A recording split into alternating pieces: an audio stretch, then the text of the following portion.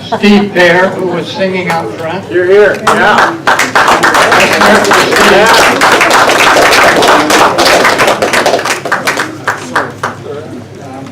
Today, I'll just remind you the last day of April. Tomorrow's May 1st. It's a special day, so it's kind of a transition for us to go from the last day of this month to May Day, which for the indigenous people was actually the beginning of summer, belting. Nobody's sitting in that last seat. So in a certain sense, we're looking backwards. We're looking at something that maybe went amiss in this movie, and we're looking at that. We're looking at something that really needs to be healed. So welcome here. I'm going to start out, even though this is a serious movie, I'm going to start out with a joke. So these two guys were meeting. The one is the real official death guy. He's got he's got the big black hood and the cape, and he's got what's it called, a scythe. And then there's another guy, and they're meeting, and maybe he's an old veteran, I don't know. But he's got his walker, and he's walking up. And Death announces himself. He says, "I'm Death." And the other guy looks up at him and says, "That's okay, don't worry about it. I'll talk louder."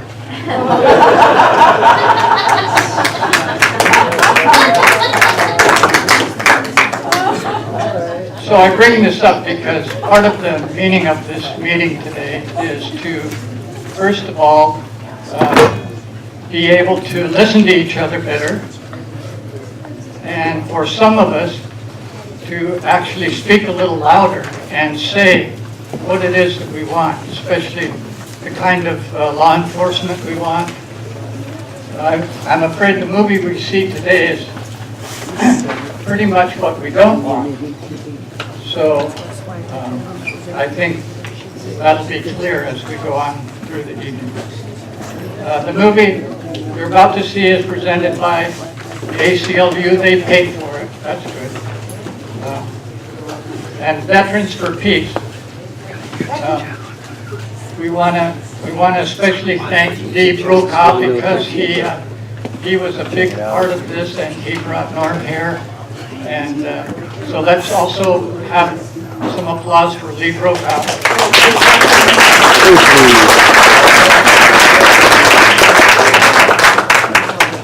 This movie can be a little shocking, so for those of you with PTSD, don't feel bad if you have to walk out.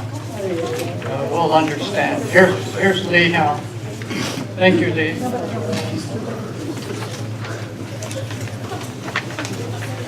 You'll see some examples of excessive militarization, and so don't be too worried about that. After the movie, we will hear from Chief Stamper, and he'll give us the balanced perspective of someone who's been in Top Cop for many years, and someone who thoroughly appreciates what a tough job it is, someone who now opposes excessive militarization, and someone who wants to help bring about true community-oriented law enforcement. The overall sponsor, Real Work May Day Labor Film Festival, honors both the officers who labor at this tough job and all of us who are willing to work together to bring about a community peace force. Veterans for Peace are veterans of war. I served in the Navy in Vietnam. When people say, "Thank you for your service," I like to say, if you really want to thank me, work for peace. I have seen war, and I know how terrible it is and what a gigantic waste. Now I'm a veteran for peace. Please note we are veterans for peace, with the accent on for. This movie will show you what excessive militarization looks like. But please be clear, we are not suggesting being against the police, but rather for true community-oriented peace officers. How do we do that? We advocate for honest communication, which involves a healthy dose of listening, learning, and building bridges. I am in my second year with the Sheriff's Advisory Team. We meet once a month with Santa Cruz County Sheriff Hart and his team, and a member of that team is here with us today. For the first few months, we learned a bunch about everything the county sheriff is responsible for, and believe me, it's a whole lot more than I had imagined. Please consider getting to know your local police personally. By the way, not by getting arrested, but by helping set up citizen advisory teams or maybe volunteering.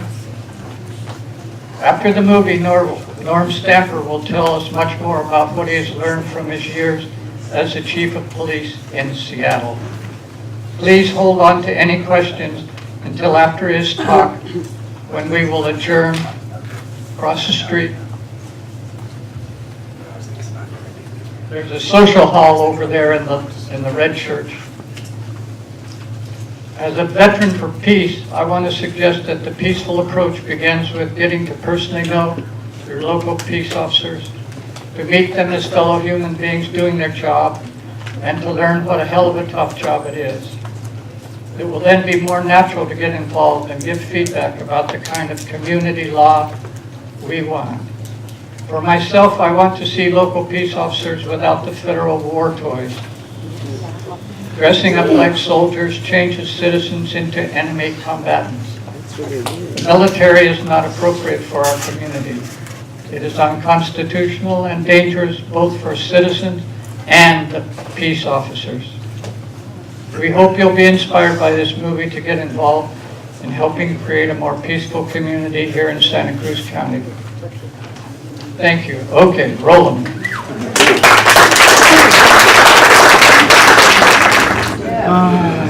So much politics in life, right? I've got another I help out with. It's called Building a Better Board. Hello. I'm Stacy.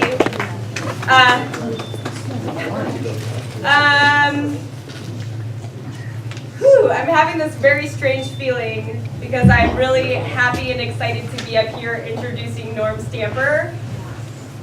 And that happiness and excitement is a little bit tempered by, I actually feel sort of sick to my stomach right now. So it's maybe kind of selfish, but I actually really just kind of need like 30 seconds to collect myself. And maybe everybody could just like take a breather, smile at the person next to them. Just like take a second to like, whew. Say hi to the person next to you. Meet somebody next to you that you don't know. And all just like take a deep breath for a second. Yeah, that's okay.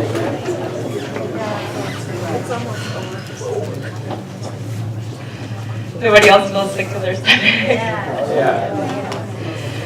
All right. It's a real downer. Hi, hello. My name is Stacy Falls, and I'm on the board of the local chapter of the ACLU. And like I said, I'm excited and happy to be here to introduce Norm Stamper. So a couple months ago, the local ACLU voted to co-sponsor this film along with Veterans for Peace. And my colleague and friend Lee Brokaw said, you know, in addition to the film, we should have a speaker, somebody like Norm Stamper. And I said, yeah, we should totally have Norm Stamper, you know, give him a call. The whole time thinking, Norm Stamper is not going to come to Santa Cruz. And then the next week, some Saturday morning, I was checking my email, drinking my coffee, and I had an email from Norm Stamper. I fell out of my chair, and it was, you know, I think for other people it would be like if they got an email from Harrison Ford. I was like, oh my God, I got an email from Norm Stamper. My friends were like, Norm Stamper. Even more exciting, the email from Norm Stamper said, I'd love to come to Santa Cruz. And so we've been working hard to make his visit a possibility, a reality. So thanks to Lee for all his hard work. Thanks to the other folks who were on the board of the ACLU with me. Thanks to Veterans for Peace, and thanks to the Real Work Labor Film Festival. Yeah, so I didn't always know who Norm Stamper was. I didn't always think of Norm Stamper the way that I would have thought of Harrison Ford. In the fall of 1999, I was 22 years old. Like most young people enrolled in a liberal college, I thought I knew a lot about politics. I considered myself an activist, but I didn't actually know anything about the World Trade Organization. And so when I learned about the protests against the WTO in Seattle, and I saw the footage of protesters, young and old, being beaten by police officers in riot gear, and I watched environmentalists and labor organizers being tear gassed with footage showing the streets of Seattle looking like a war zone, much like what we just saw here, the police looking like an invading army. I decided that I needed to learn everything that I could about the World Trade Organization and other free trade agreements because it seemed like it was really important. There were activists willing to put their bodies on the line, and I figured I needed to know everything I could about it. So in some ways, the battle in Seattle, even though I wasn't there, was this defining moment in my life. And I'm sure it was a defining moment for a lot of people who are here, and I saw the hands of the people who were actually in Seattle. People were in Seattle. Hi, thank you for being there.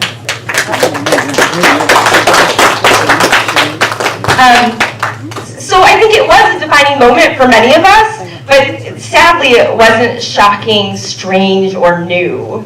Anyone who's paid attention to the history of mass protest movements, we've seen the horrifying images of nonviolent protesters being beaten by the very police who are there to protect and serve them.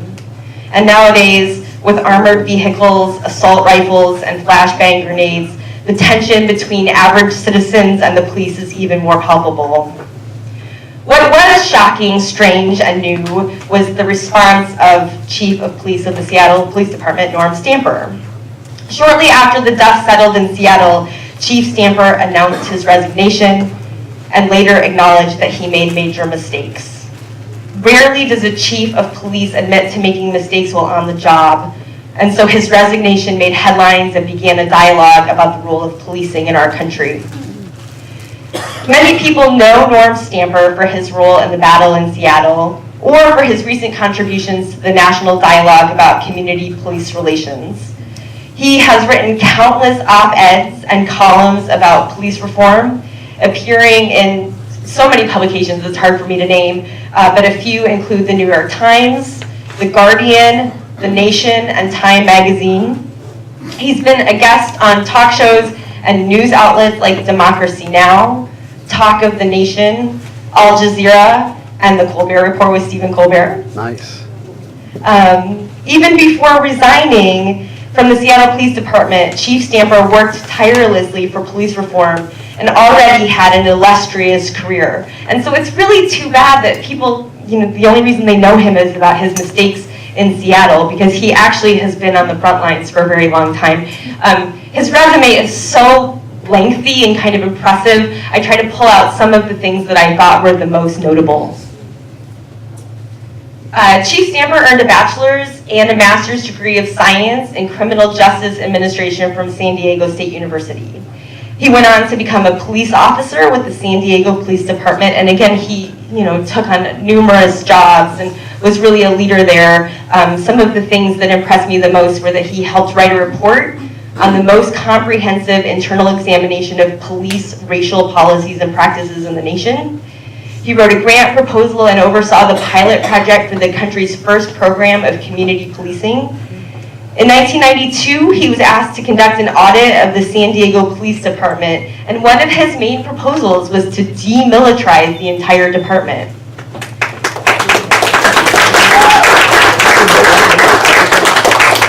Starting in in 1983, Norm Stamper took on leadership roles with the San Diego PD, where he worked to promote officer health and wellness, increase trust and communication between officers, and also expand neighborhood policing. In 1994, he moved to Seattle, where he created a comprehensive domestic violence program, worked towards decentralized community policing, developed programs to enhance communication between the police department and civilians, and established standards of performance and conduct for all employees of the department. He is invited to speak regularly around the country. He continues to be a major thinker in the way that we think about police-community relations.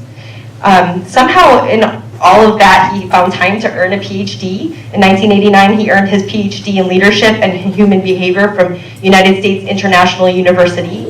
And he's written 2 books, the more personal Breaking Rank, a top cop's expose of the dark side of American policing, and his new book, To Protect and Serve, How to Fix America's Police, which is out in hardcover and available at Bookshop Santa Cruz. I know because I got my copy there. It's a great book, you should all read it. And so I'm just, I'm so honored and pleased to introduce Norm Stamper. I'm just thrilled that he's here, and he's the nicest guy too. So thank you very much. Thanks, Chief Stamper.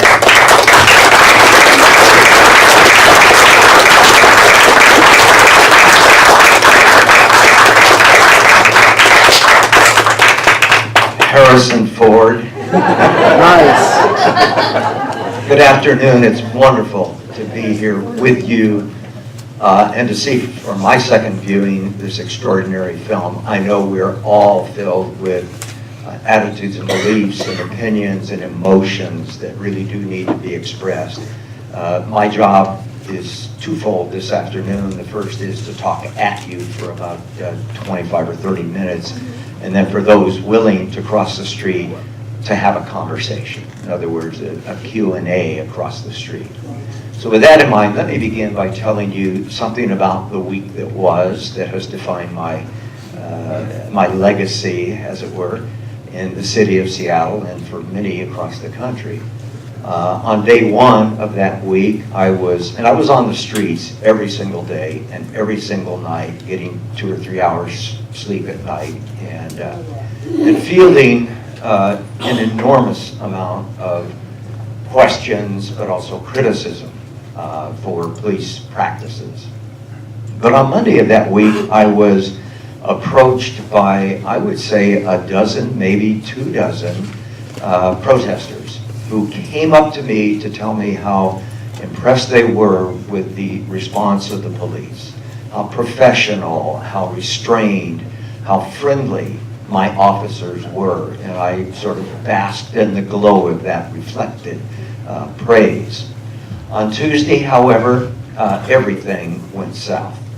I was at the intersection of 6th and Union, 6th and University, just outside the Sheraton Hotel, and observed, as did everyone else in the city at that time, at that moment, protesters linking arms, sitting down, linking arms, and occupying an intersection.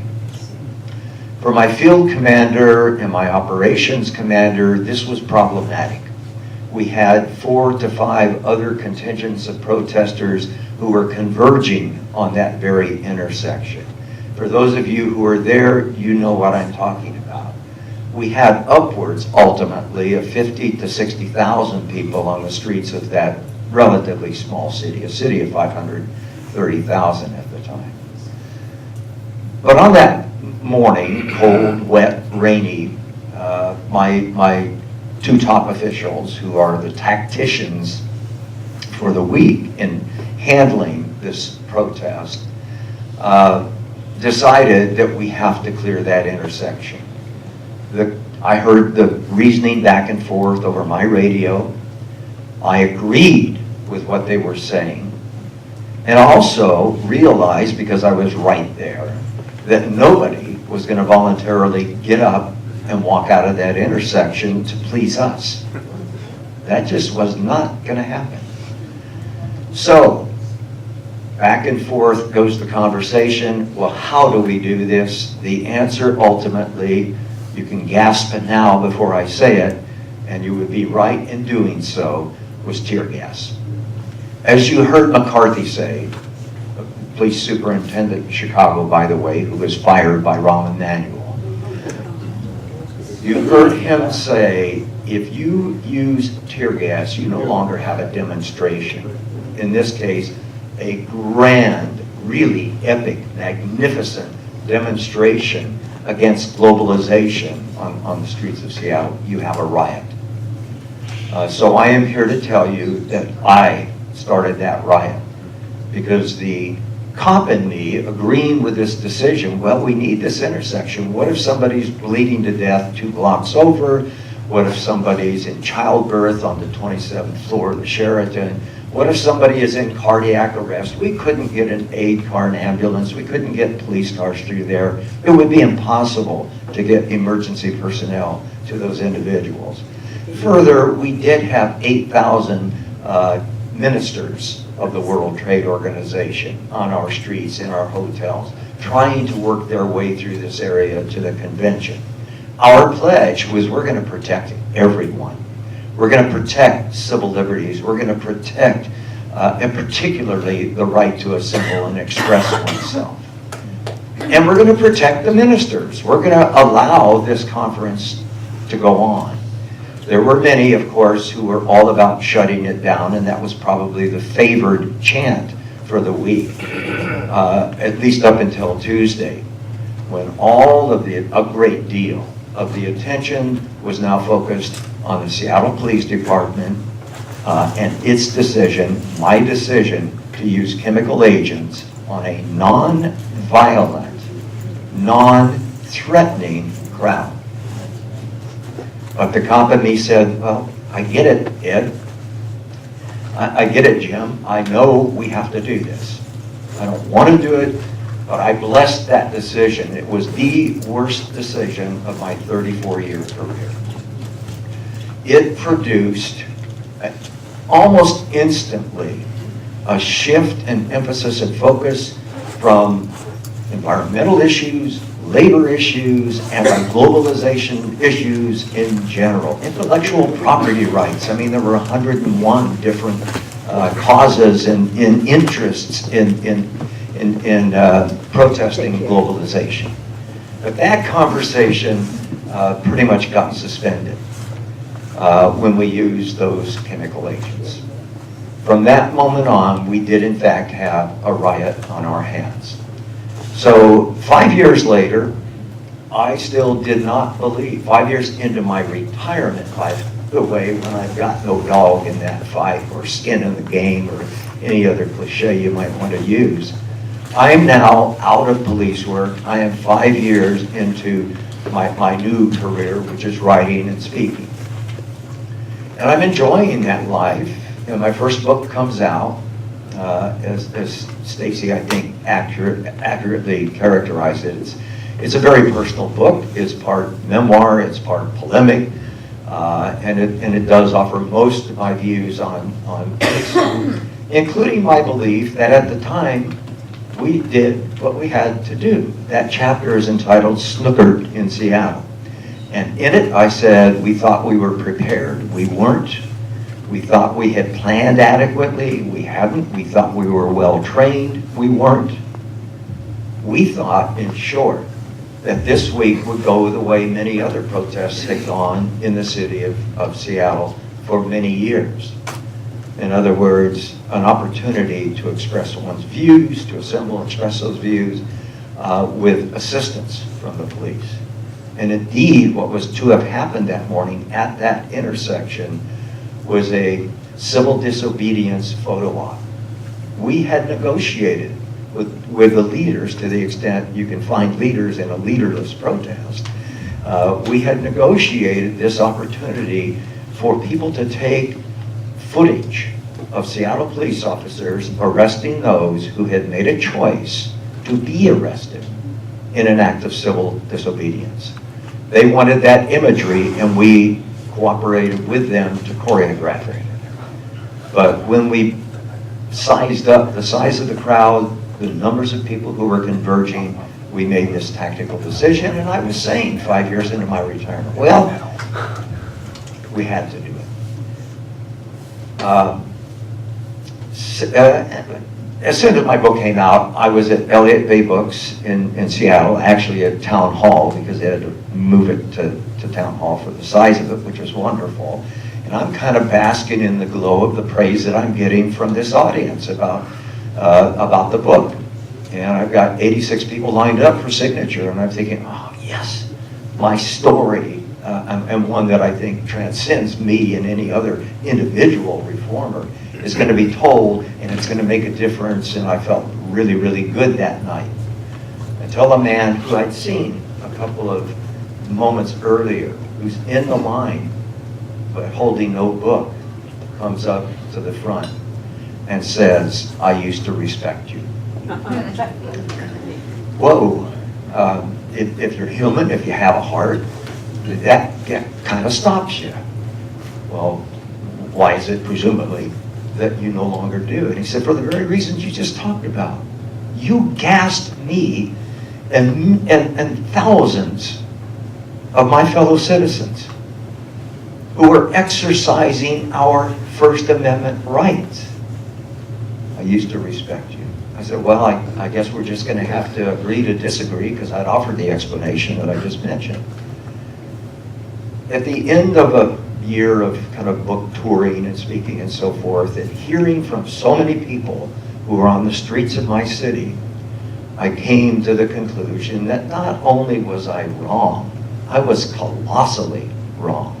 And I was tone deaf about something that I thought resided deep in my heart and in my head, and something that I just fervently believe, that you don't tear gas people who are nonviolent and non-threatening. There's much more to that technical issue. So I came to the conclusion that I was wrong, and I issued a public apology. I don't, just because it's my nature, I don't beat myself up over that. I try to take in what I can learn from it. I felt I went through a period of shame and embarrassment, but I accepted the fact that if I don't apologize, there are going to be a whole lot of people like this. They're not going to just not respect the former chief. There are going to be a whole lot of people who think that is what the police believe they should be doing in these situations, facing that particular challenge. And so it really did need to be said, and I issued it at Kane Hall at the University of Washington. And I was signing books after. It was an auditorium of about 4 or 5 times the size of this, and it was pretty full. But I see out of the corner of my eye a man approaching the table. And it is, in fact, that man who, a year ago, had told me that he used to respect me. And he has tears running down his cheeks. And it was like this magical moment where we agreed to agree. And I will never forget, it's a little late in my life, in my development, to do much about it on a personal/professional level. But if other agencies throughout the country can learn from it, it's so important that they do so. So I'm thinking maybe they'll start to hear what we do and don't want to do during demonstrations. And then I see Ferguson. And I see a police officer with a sniper rifle sitting high atop an MRAP, a mine-resistant, ambush-protected vehicle on the streets of a small city in the United States of America. And I see a police officer with a snarling canine advancing on protesters, very reminiscent of Bull Connor in Birmingham, Alabama. And I am absolutely, like McCarthy, appalled and embarrassed by what I'm seeing. They did not learn that lesson. It's so vital, it seems to me, that we reach some kind of shared vision about how we want policing in this country to operate. And with notable exceptions, it's not operating that way today. The applause, the glee, the enthusiastic standing ovation at the end of Dave Grossman's talk there on that screen made me cringe and made me want to crawl under my seat. What is it about us the people, the police, that we have not yet been able to figure out that the police in America, a free and democratic society, belong to the people, not the other way around. That we have altogether too many police officers who present themselves communicating this message, whether the words ever come out of their mouths or not. That is, we're the cops and you're not. Mm-hmm. And we will decide what kind of policing you're going to get. Yep. There are enormously important structural and cultural reasons that bear analysis, that bear careful thought, and I encourage everyone who's interested in police reform to read all of the literature on police militarization, on police theory, to look at structure and culture. Because unless structure changes, culture doesn't change. And unless culture doesn't change, unless culture does not change, I'm confusing myself up here, we are going to have repetitions of some pretty horrific incidents that have happened in this country just since Michael Brown's killing in Ferguson, Missouri. We're going to see in one variation or another lonely 12-year-old boy gunned down on a snow-filled street in Cleveland, Ohio, Tamir Rice. We're going to see the cold-blooded murders of Laquan McDonald in Chicago, Illinois, and Walter Scott in North Charleston, South Carolina. We're going to see these instances over and over and over again. And one of the reasons that we're going to see them, as was brought home by a young African-American man that I was interviewing in preparation for this book, I said, well, why, in your opinion, is there so much attention to what's going on today? And he picked up my iPhone, which I was using to record our interview, tapped its screen, and he said, because now white middle-class people see what we have seen, what we have experienced in my community for generations. They are now seeing what was only written up and presented by police spokespersons in front of those banks of microphones. A tragic incident happened today, and a young man with a knife advanced on police officers, and they had to shoot. They had to take his life. It's a tragic incident. We grieve for the family. I don't mean to make light of it. I think people are being honest when they say that. And they get it, that it's a tragic incident. What they don't get is there are all kinds of ways to prevent death. One of them is to start with SWAT officers who, for example, and I'll defend SWAT in just a moment, who say, nobody is going to die today. Nobody is going to die today. Not one of us, and not the person that has triggered this SWAT mission. Let me quickly defend the need for military-like tactics, military-like weaponry, military-like vehicles, military-like appearance, ballistic helmets and full-body armor and the like. I defend it for a lot of reasons, not the least of which is that I was present in the immediate aftermath of the 1984 McDonald's massacre. I walked into an iconic fast food joint in San Ysidro, California, part of San Diego, right on the border, and saw moms and dads and little kids, at mid-bite with their fat necks and strawberry shakes spilled on the floor and blood everywhere. And heard the story of the man, James Huberty, who walked from one body to the next, and if it moved or it moaned, he pumped additional rounds into it. That is not the kind of situation where we can expect, nor should we expect, our police officers to knock on the door and say, can we talk? That's the kind of situation, active shooter situations, barricaded suspects, particularly those with hostages, and who are armed in some cases with an arsenal. It's sad but true. The number of guns in our society, the number of guns in the hands of people who should never be near a firearm, demand that our police officers be armed. Demand that when we get a situation like McDonald's, or God forbid another Sandy Hook, where tiny little children are being gunned down, where an entire community and every family in it, and Americans across the country who have any kind of compassion are feeling, my God, what has it come to? So we need that. What we don't need are pre-dawned drug raids going after non-violent drug offenders. Right.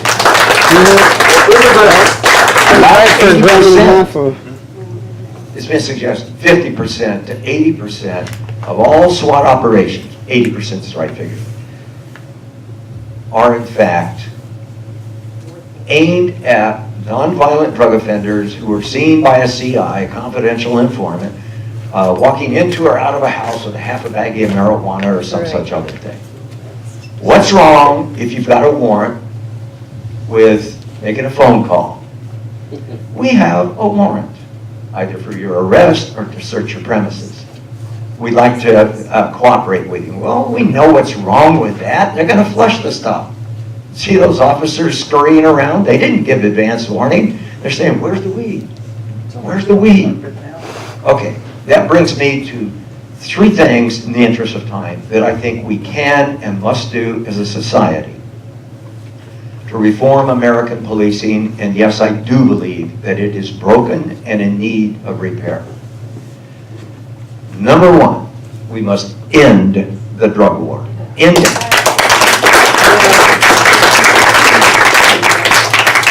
When in 1971, Richard Nixon famously proclaimed drug abuse public enemy number one and declared all-out war on drugs, he was really declaring war on his own people. And disproportionately young people, poor people, and people of color.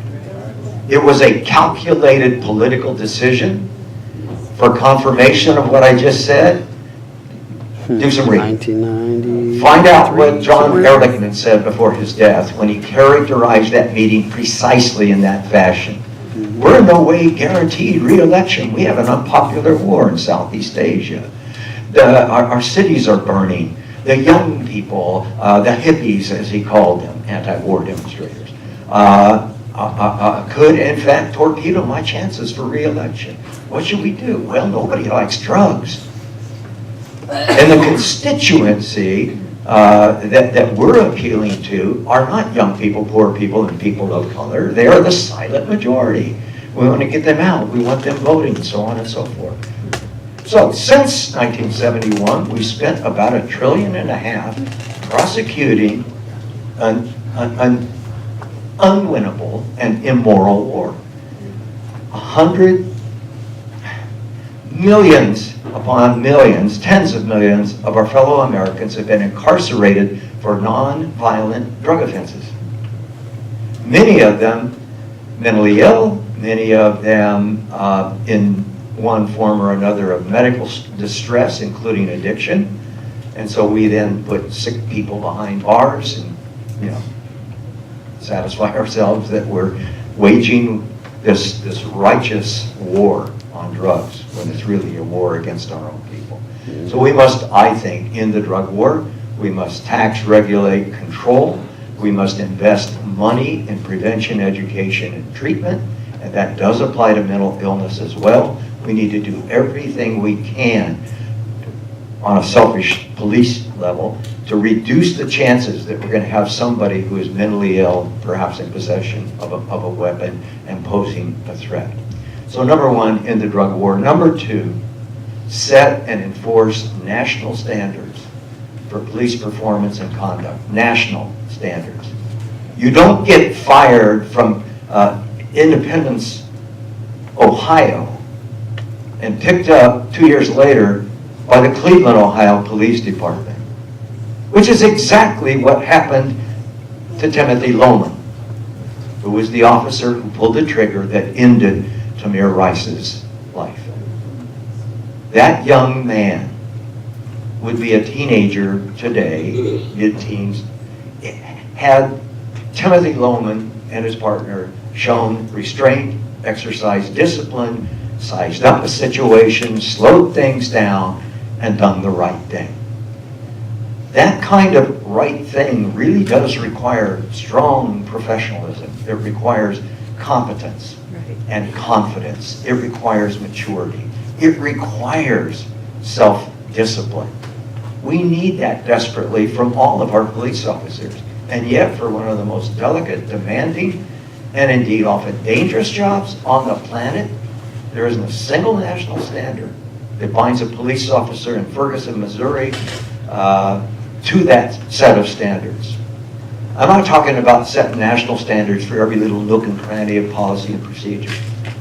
But if it has procedural justice attached to it, stop and frisk, search and seizure, laws of arrest, how you handle evidence, think rape kits, how you handle use of force, including lethal force. If we set and enforce national standards, set in conjunction with local jurisdictions. Now, I am conceiving of an entirely different Department of Justice, and not just because of the person who's now in charge of it. It's hard for me to talk about that. So that's number 2, set and enforce national standards. And number 3, put the community, we ready?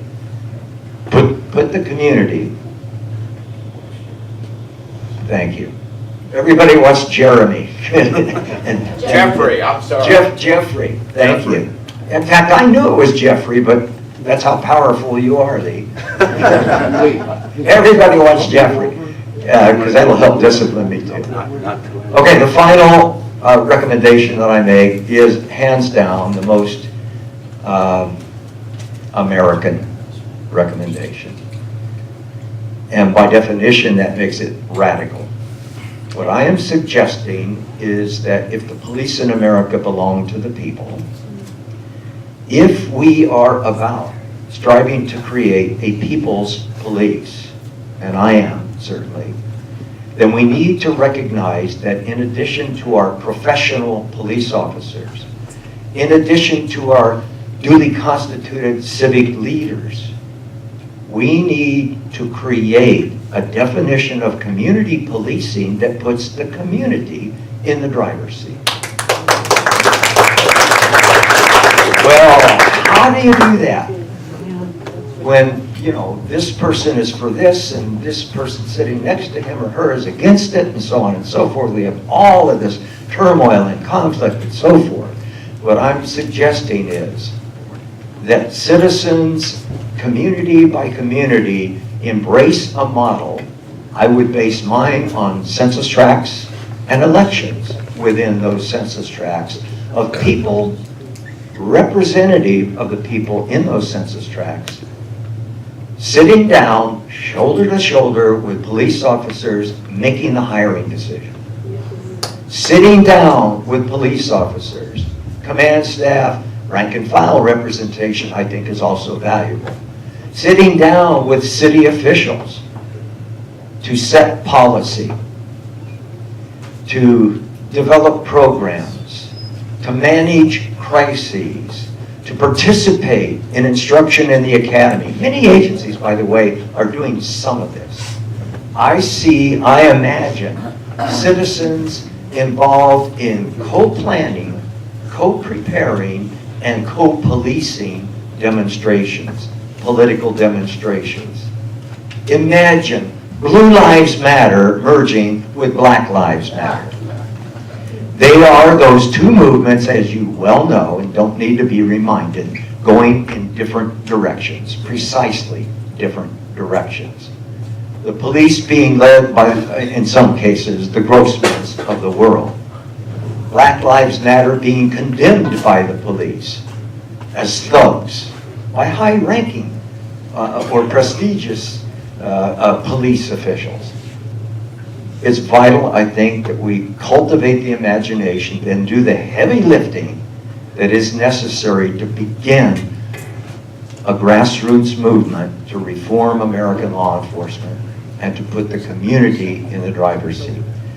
In a partnership, one partner does not make unilateral or arbitrary decisions. If a partner does that in a personal relationship, if a partner does that in a political relationship, there's no trust. There's no opportunity for trust. So we got to find a way to give meaning to the slogans that we often use, that we're all about transparency and accountability. Transparency and accountability. Transparency and accountability.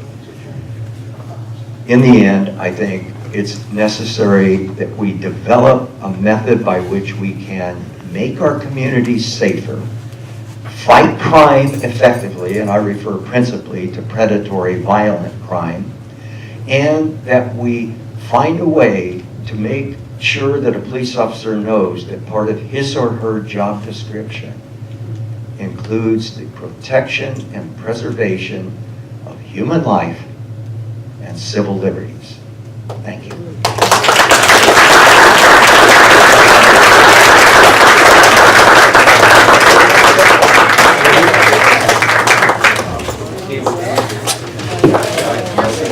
Thank you for being here. Now, you can very carefully go across the street, and we want to thank, there's been so many people thanked already. I'm just going to continue to say thanks to the ACLU, Veterans for Peace, for this wonderful film series that's been sponsored all during this week. And tomorrow is May Day. And enjoy the new season and a whole new way of being. Yeah. Thank the Nick. And thanks to the Nick. Yeah, that's the replacement. That's been so wonderful to allow us to be here. Thank you all for coming out. Thank you for your sacrifice on this beautiful day to be inside. Red for wait The red shirt. The red shirt. And so if you would write your questions down, and I will collect them and pass them to Lee. Okay. If everybody can grab a seat. Once we get everybody seated, I'm gonna ask for people to just take a deep breath and focus on an event that will have an anniversary this Thursday, which is the Kent State Massacre, a case of militarization used against peaceful students. I am of that generation. Did you put on the rights? I have experienced what we saw today in Berkeley, 1968 to 1970. I've given first aid to students who had holes in them from double-aught buckshot that the Alameda County Tax Squad substituted on their own for riot control birdshot. I gave first aid to 6 students, one of whom had a wound in his chest that I could stick my finger in. And all of the ambulances that day were commandeered by the police for the police. We've come a long way, and we slid way far back. Yes. So I'd like for everybody to just take a minute, breathe deeply and kind of calm down from what we saw so that we can have rational conversation. And let's give those poor dead no comment. A moment.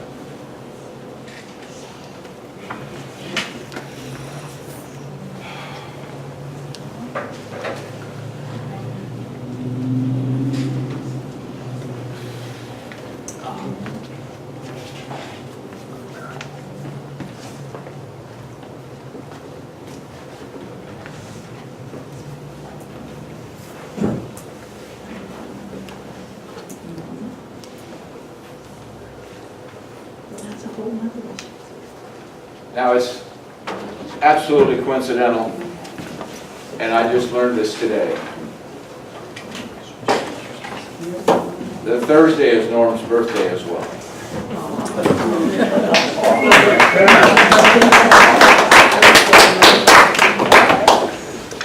So the format is going to be, if you'll hold the card in the air, we will have somebody come around and pick them up. And Abby, will you help with that? Abby? I don't see Abby. Well, Abby has been here. Right outside. She's sitting right there. Oh, yeah. I'll do it while she's gone. Okay, that'd be great. Okay. And Stacy and I are going to kind of put the cards over here and kind of try and group questions so that Norm can answer them. And yesterday at the forum, he asked me not to call him this, but I'm going to do it one more time. I called him Chief because I wanted people to remember that he's in law enforcement. Because if I didn't call him Chief, you wouldn't know that. This guy's a hell of a man, and it's been my pleasure to spend a good part of this weekend.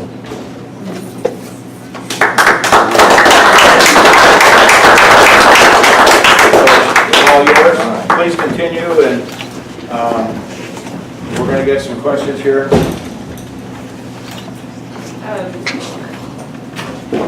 Well, so I have two questions that maybe kind of go together, and one of them might be a little bit challenging for you since you're from Seattle and not Santa Cruz.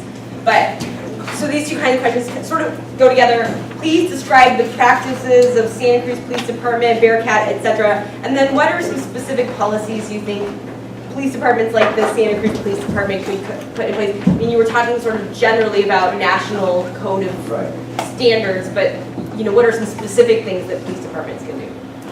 I will, first of all, clarify that I'm not in your city as a consultant. I haven't examined policies and procedures or spoken with members of the Santa Cruz Police Department or county sheriffs, although I'll have that privilege tomorrow. I'm very much looking forward to that. What I would say is that if you're looking at policies or issues surrounding the acquisition of military surplus, that should be a community police partnership decision. However that's structured, I have ideas in the new book about how that might be structured, but I do believe that in the absence of a thorough conversation about purposes, advantages, disadvantages, qualifications, stipulations, ways to make sure, for example, that if such property is acquired, that it is used properly, should be a function of joint decision making, where community and police are really working together. I've shared this story a couple of times with a couple of different people, but when I was doing my doctoral dissertation, I was in search in the stacks at UCSD for a little nugget, just something that I could use to justify a bias I knew I already had. This was for the review of the literature section of the dissertation. And I found it. And it was a journal, a fairly obscure journal in the social sciences, and the conclusion was that an increase in social interaction leads to a convergence of perception. Very psychological sounding, sociological sounding. Increase in social interaction leads to a convergence of perception. What does that mean in human terms, in real terms? For me, it means if you and I spend time together, we're not going to agree on everything, but we will come to see the world in somewhat more similar terms. And we will stop, if in fact we were doing it in the first place, demonizing one another. It'll help us understand that we all have good intentions. And when we think about public safety and civil liberties and emergency response to situations that jeopardize safety or health, that we're in this business together.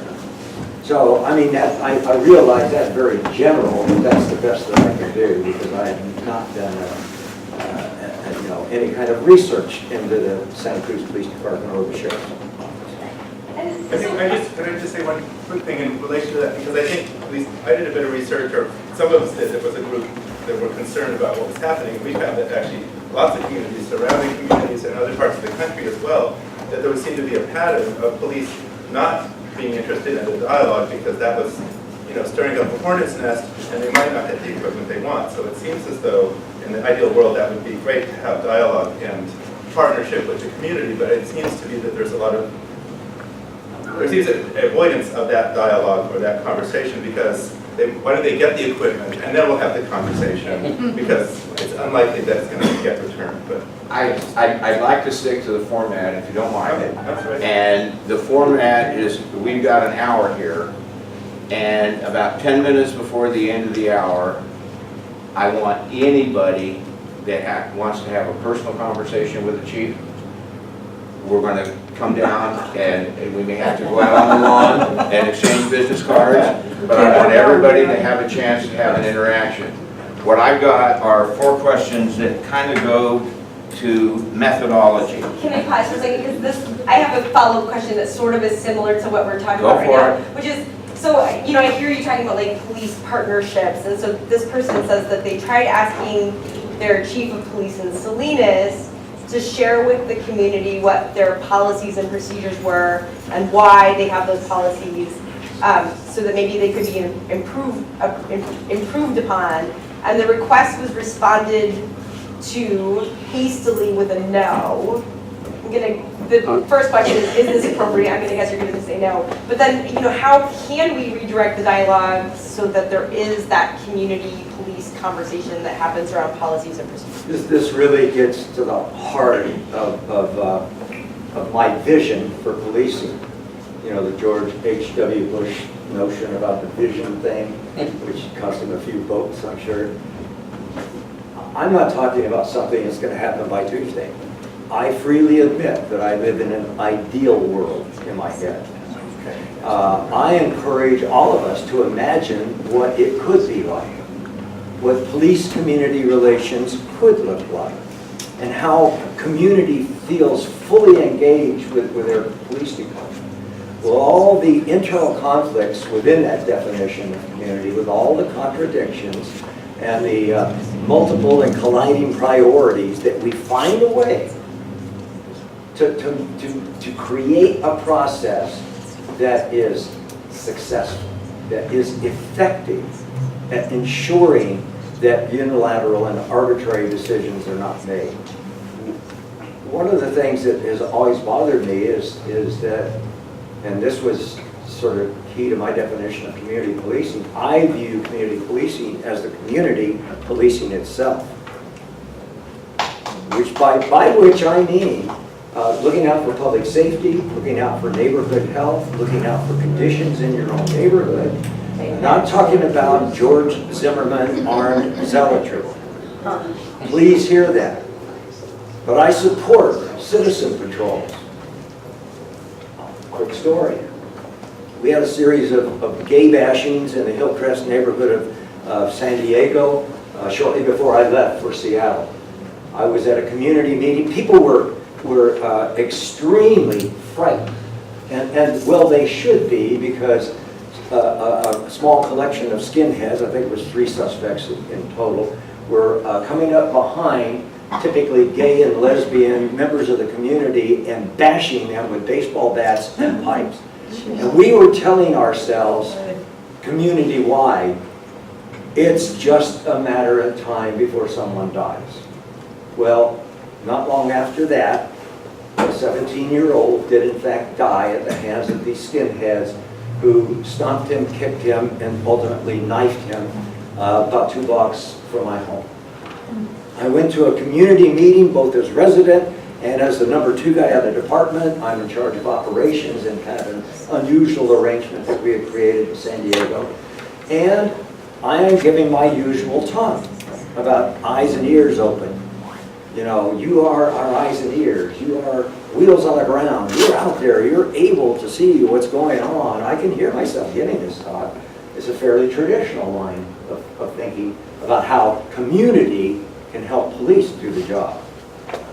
From the back of the room, big buff guy in a tank top stands up and says, "Look, Chief, if you don't catch these bastards, we will."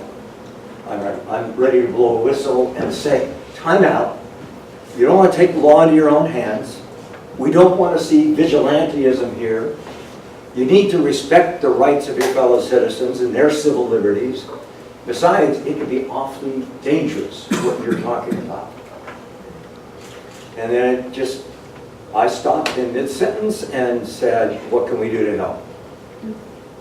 There are a number of things we will do whether you want us to or not.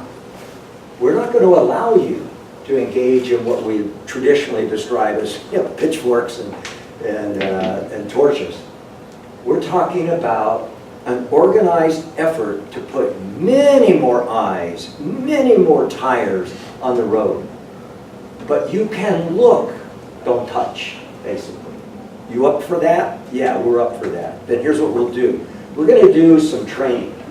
It might be 2, 3, 4 hours. It's not going to be exhaustive, but we're going to do some training. They asked us, would you do some criminal background checks on us?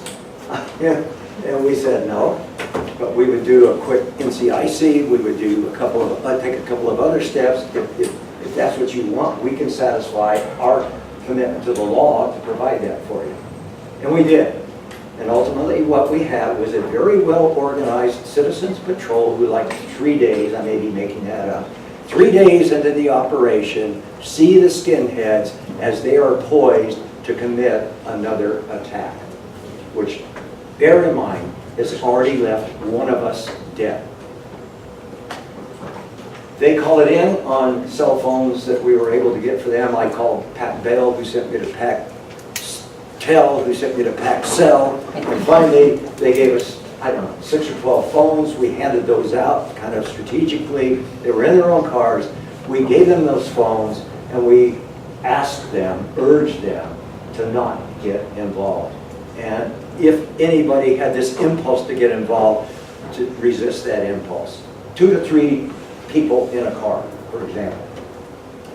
We swoop down after the phone call, hook them up, put them in the back of a cage car, and drive them to jail, and they get convicted of first-degree murder. That's what citizens can do. Think of a high-speed train going from Amsterdam to Paris, what, a year and a half, 2 years ago?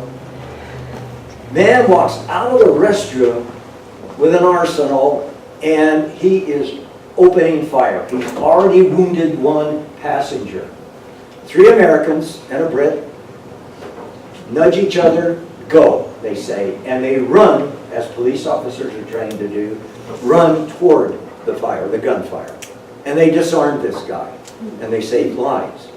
What is it about us Americans that believe that the police are the only agency of public safety? Okay, I'm lecturing, I apologize. But to me, it's really valuable for us to think about some degree of self-reliance within the context of this partnership. On the other side, the partnership is telling us, citizens, what to do and not to do, and we're probably going to be in 100% agreement within the interest of our own safety. This is from left field, and it's a question for Martine Burnell. Can we create a chief? Louder. Can we create a chief emeritus position for Santa Cruz PD and hire this man?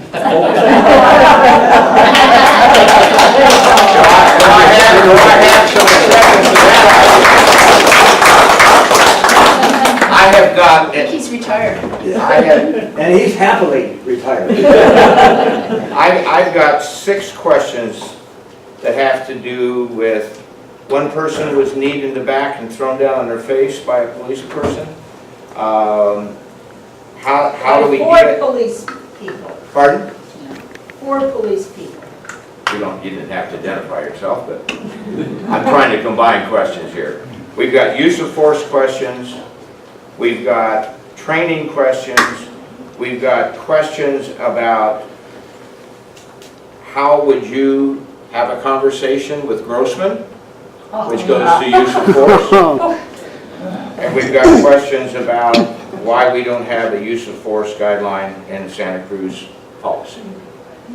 So your recommendation would be accepted? I don't know anything about the last question. It's just not there. Okay. What are your suggestions? It's typical.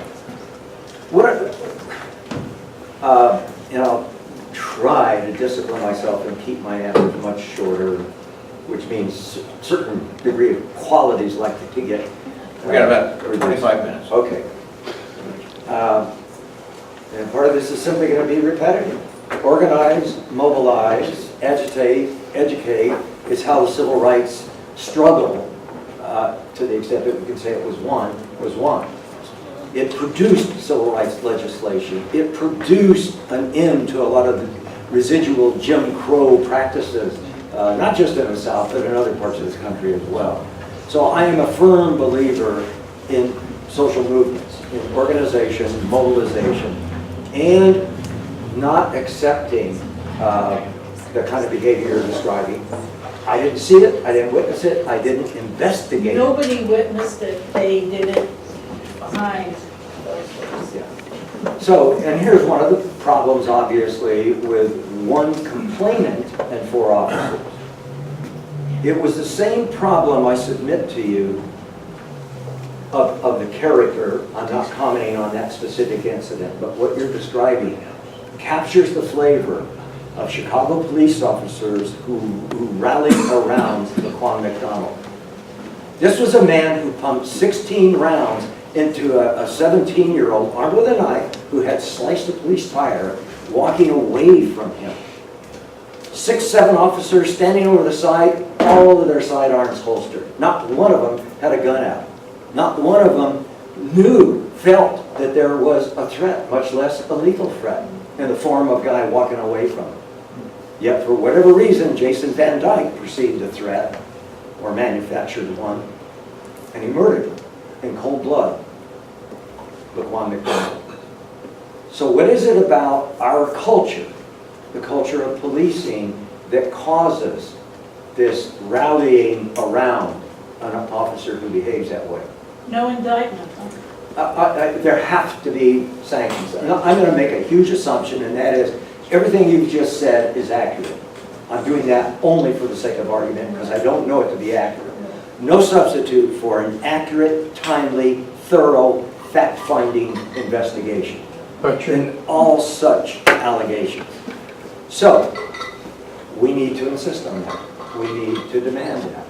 We need to make clear that if you cover up for, if you lie for a fellow officer, you are toast.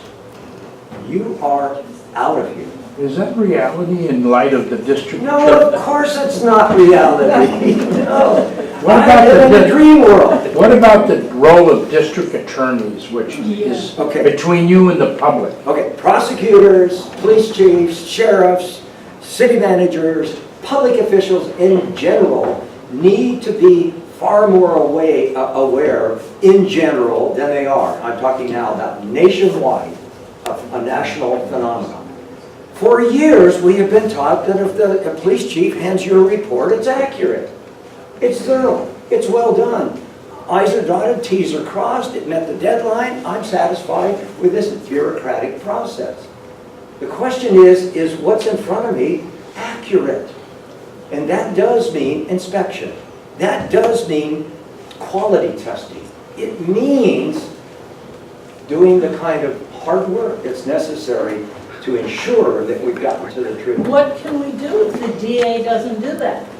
Vote for another candidate. May I refer you to your own manifesto? Yeah. If you look in the handout that I compiled, I believe it's the blue page, is Norm's manifesto. It's in his book, To Protect and Serve. I asked for a Word document so that I could print it for the handouts. He rewrote it last week and sent it to me. He said, I like my new version better than the one that's in the book. It's in your handout, and he recommends regional prosecutors for all use of force? Deadly force. Deadly. In custody. You take it, it's your manifesto. Well, just simply put, I believe that there is so much mistrust about the process, that it is time for us to look at a new mechanism for investigating all officer-involved shootings and in-custody deaths, so that we have some degree, not only of professionalism, because that's critical, I've already said that. It's got to be accurate, it's got to be timely, it's got to be factual, and let the chips fall where they may. The community may be beside itself with anger, and yet that shooting was justified. That needs to be said. If the outcome is entirely the opposite of that, that needs to be said. So we need not just objectivity, but the perception of objectivity to ensure credibility. And therefore, I recommend teams of investigators who work on a regional basis, not in the city, not that county, not federal, not local, regional. It's a different concept. And once again, there are 801 different reasons why that will never fly. But as I said, I live in a dreamland, and I believe that if we are committed to police reform, to criminal justice reform, to credibility of the system, we will at least look at those 8 items on the manifesto and say, yeah, maybe this way or that way, but that doesn't make sense. So, so a minute ago you were talking about culture and sort of this circling the wagons. This is kind of a question about, it's a personal question, but sort of a question about culture, I think. You seem to be not only educated and also quite articulate, but also soft. That is, having a brain plus compassion. If you long ago quelled that toxic combination of testosterone and adrenaline, how did you ever rise to the top of your profession? The simple answer is by pleasing my boss. Whoever I was working for, I set out to make that person look as good as he or she could. In other words, I was ambitious and I wanted to get promoted, and I'm going to work my tail off to make that happen. How do you make that happen? Well, you can try to push or force yourself into the next highest level. It's so much easier, it's the law of physics, to have somebody pull you up. And in San Diego, that somebody was Bill Collender, who was my rabbi. He's the one that, when I was very young in my career, tapped me to write eulogies for police officers slain in the line of duty, or speeches that he was giving to a crime prevention group or what have you. And given this notion of increase in social interaction leading to a convergence of perception, he was kind enough to invite me into his inner sanctum. He made me an advisor for a period of time, and so I was then given the actual role of being a paid troublemaker within the department. So that's the personal side of it. You know, what are the odds that if we piss off the very people whose organizations we want to change, or whose personal habits and patterns and behaviors we want to change, what are the odds that that's going to happen? Why not look for a way to strengthen our interpersonal competence, our political skills, and find ways to create some leveling, even within the rank hierarchy? A sense of humor, by the way, is not a bad thing to have. I say another very quick thing that just popped into my mind yesterday in the talk that I gave. I was demonstrating the tension between what we have and what we want, between current reality and vision, and saying that it's all too easy to compromise this way. But there's a way to, in fact, keep our eye on the prize. Remember the PBS thing on the civil rights movement? Keep our eye on the prize. That's cherished territory. That's where I'm going. That's where I want to be. And in fact, there are a lot of people, police officers and leaders, who are already there. To find a way to prize and value and appreciate people who are doing this work. There's a lot of fun to be had doing it, even in the darkest moments. Crisis, opportunity, where's Claire? She was telling me about that this morning. So I think a lot of people here are interested in how to make change in Santa Cruz.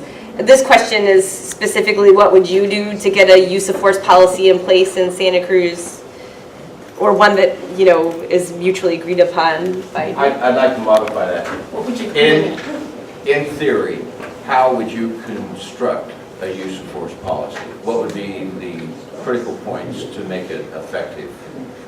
Well, we don't have time for me to answer that question in any kind of thorough fashion. But the shorthand version is start with the law. Start with the law. I mean, the legal justification for the use of force is where we start, I think. Then go to as many stakeholders as you can possibly find.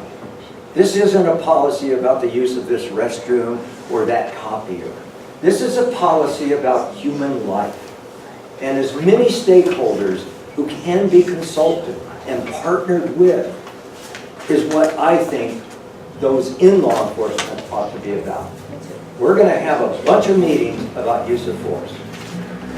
Do you want your police officers, for example, to use lethal force when somebody in possession of an edged weapon enters a 21-foot so-called kill zone? Because that, in too many parts of the country, is what's being taught. Without regard for officer discretion, without regard for de-escalation, without regard for taking evasive action. What the hell is wrong with a police officer confronting somebody who is potentially, or who has already demonstrated that he's dangerous, going around to this side of the car, and maybe backing up and keeping an eye on it, and getting additional officers at the scene, and so on and so forth. So that means cracking a culture that says, I never run away from a fight. I never lose a fight, by the way. I won't do what I was doing. But that's command and control. Yes and no. Okay, explain that. Yeah, the yes of it is, if you have orders coming down from on high, command and control, the chief, the sheriff sets a policy, and everybody below is expected to carry it out, and there will be controls to make sure that my command is carried out. Well, if what we're about is order, that's a pretty good way to go. If what we're about is encouraging thinking and discretion and imagination such that an officer makes a decision, I don't have to shoot this guy.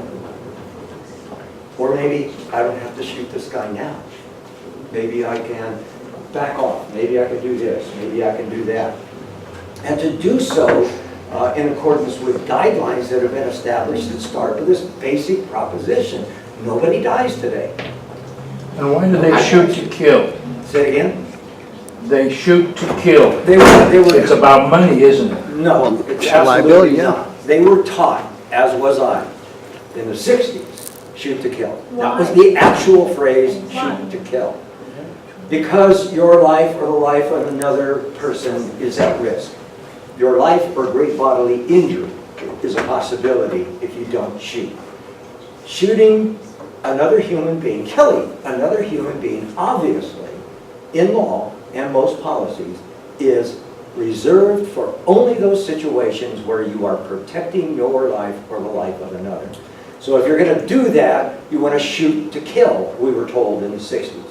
Today, our officers are taught, shoot to stop the threat. Well, shooting a gun out of somebody's hand, shooting somebody in the kneecap, shooting a warning shot are things that many people suggest as an alternative to lethal force. Cops are not taught that.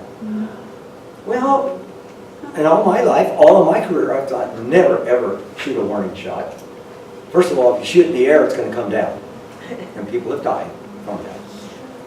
If you shoot it in the ground, it could ricochet a 3-year-old and his mom could be in the path of that ricocheting bullet.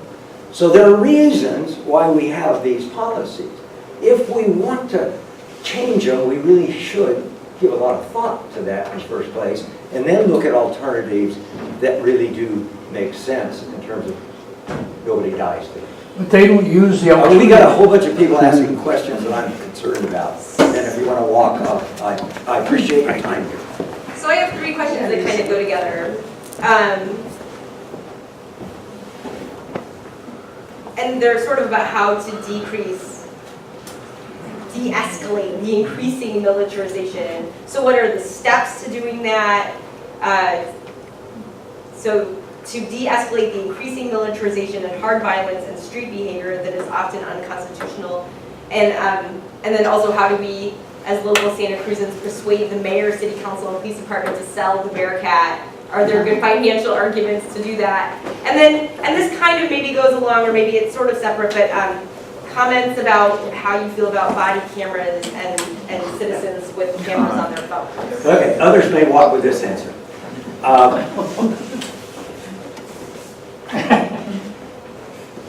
Seeing the carnage on San Ysidro Boulevard in 1984, seeing these moms and dads and kids dead, and all that blood left an indelible impact on me.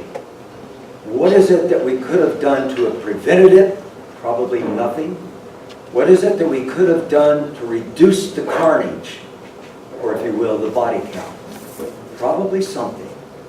We had a sniper, a sharpshooter, in position, ready to take out Huberty. Huberty, of course, knew that and was moving around and was, in fact, producing, one sort of barricade behind which he could hide after another. Over the course of, 40 minutes. A long, long time. And people are dying. What if we had had an armed personnel carrier? What if we had driven it up to the door or through the door and ended that threat earlier? To protect and serve, to protect human life, the sanctity of human life.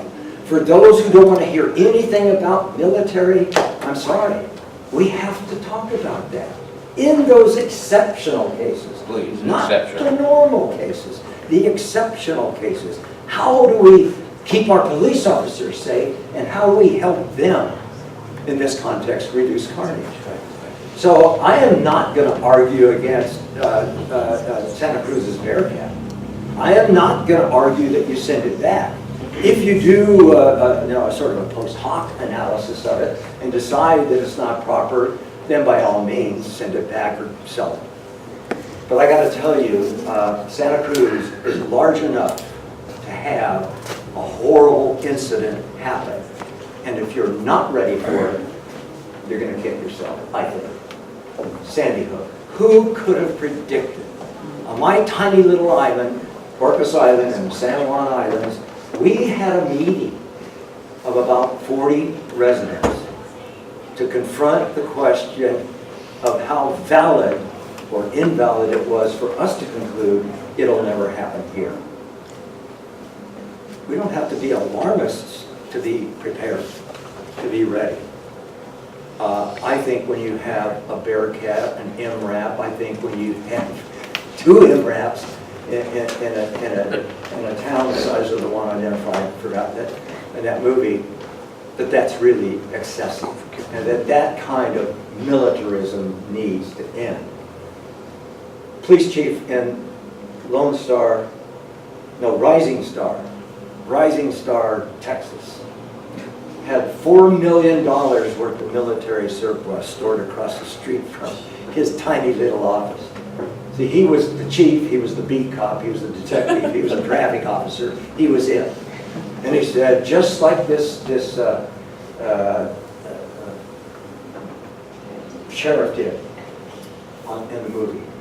Well, it's there's a catalog. We don't know if we need it, but we might. There's one guy that bought all kinds of aquatic equipment, like tanks, and diving tanks, and rafts, and so on and so forth. The biggest body of water was an ankle-deep creek that ran through the town. It's like, what is he doing with this?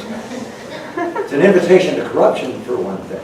But it's also a demand, I think, that citizens recognize what equipment is being sought, how it's going to be procured, if in fact it's going to be procured, and to have a voice in it. So I have a few more questions. And you didn't really address body cameras or anything like that. Maybe you still want to, and then there's a follow-up question about it, which is why is camera footage not available to the public when requested?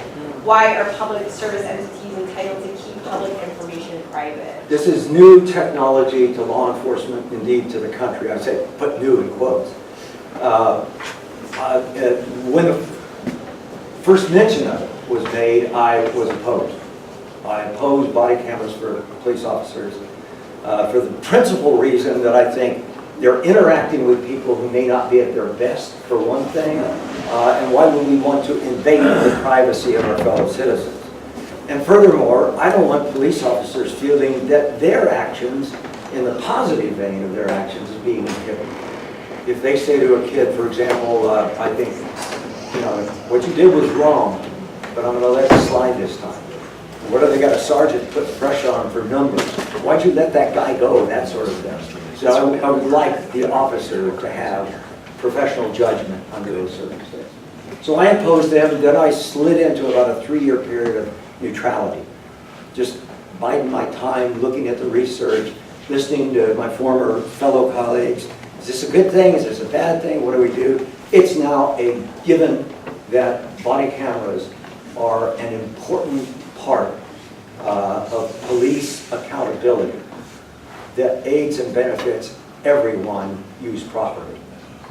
How do you store them? How do you process them for evidence? Turn them off? There are costs associated. Oh, I forgot. Who gets to decide if they get turned off, or if so, when they get turned off?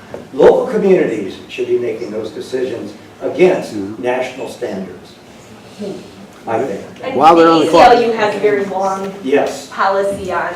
And it's a good one. It's It's a very, I would urge everybody to read it. ACLU's policy on body cameras is good. ACLU's position on militarization, good. Read it, I think. Those are online. At least the one on militarization is online. I have a copy. They both but- are. yeah, okay, good. Good, good. So this question is, I really appreciate the 21st century policing model that the Sheriff's Department has adopted. I appreciate the top rank, including Craig Wilson, Steve Carney, to Lieutenant Kent. Unfortunately, it doesn't get to the rank and file. How do you suggest getting the changes into the lower ranks? God, how many times have we heard that? I gotta tell you, there's a tendency to treat me or others, if you align in your thinking with me, no obligation obviously, as somehow the exception, or heroic, and speaking out, and so on and so forth. In point of fact, there are many people in law enforcement who are really committed to the kinds of values and principles that I think we can all embrace. Many. And yet, they get painted with the same brush as those of the type that we saw in certain segments of that film. What do we do to make sure that everyone gets the word, that everyone is on board, subscribes to and practices the values of really professional policing? By sitting down with them, by participating with them, by we used to call them vertical slice meetings, where you get a whole group of people into the chief's office and have a conversation with them. I mean, there are any number of mechanisms. I wouldn't pretend to dictate which ones make the most sense, but looking for and bringing to bear methods of communication that do not allow people to say, I didn't know that's how you felt. I didn't know that that was the policy. To make sure that everybody gets it. And there are ways to do, lots and lots of ways to do that. I've got our last question here, and we need to be out of the room at 2. And those of you who are interested in the Solidarity movie, it will be going on at the Live Oak Grange. It's not solidarity. It's the movie about Solitary confinement. Thank you. That's a big difference, big difference. Let me tell you, I couldn't solitary. do a third of what I've done without this woman. Yeah. Next time, allow 3 questions from the floor instead of this system you're using. Please, we have a set of rules. I'm about to announce what we're doing next. I know. Okay? Fine. I had a Cub Scout master that said behind every Cub Scout is a good mother. Could you give us your take in just a couple of minutes on the large-scale use of facial recognition? And when Norm has finished with that, I invite anyone who wants to have a personal conversation, I warned you, who wants to have a personal conversation, wants to exchange a business card for further conversation. We welcome you to come down front. We may have to continue out on the lawn. And Veterans for Peace is having a late lunch with Norm at Rosie McCann's. And any of you who wish to come, you didn't know I was going to do this, but any of you who wish to come, I don't know half the things you're going to do, it's okay. Any of you who wish to come for lunch and eat at the same table with this man, I can tell you we spent 3 hours after our forum yesterday, and it was as good as the forum. So, large-scale use of facial recognition. I am not qualified to talk about that technology.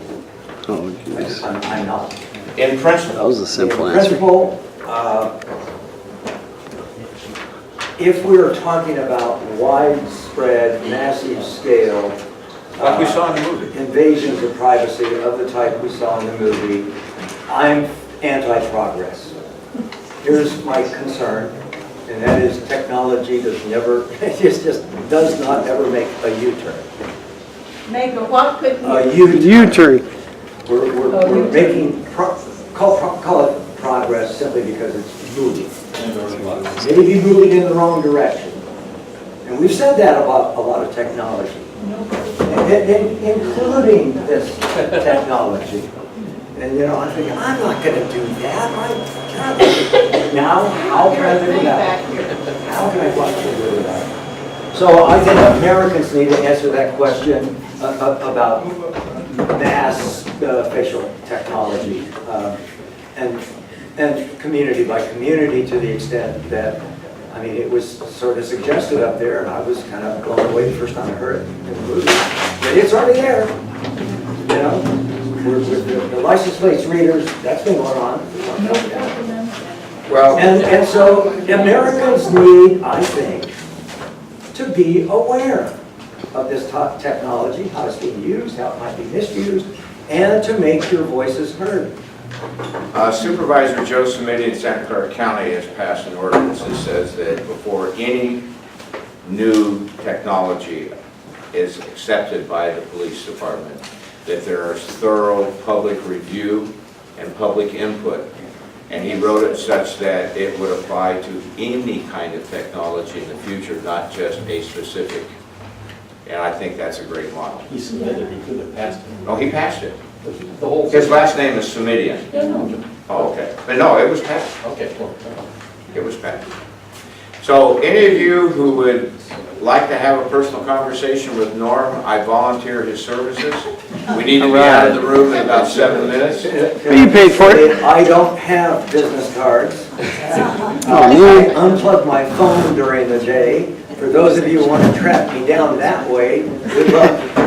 But I will say this: you can always reach me through my publisher, and you can get to my publisher through my website, which is normstamper.com. And a reminder, 3 p.m. Live Oak Grange Real Work event on solitary confinement. Live Oak Grange 3 p.m. Thank you all.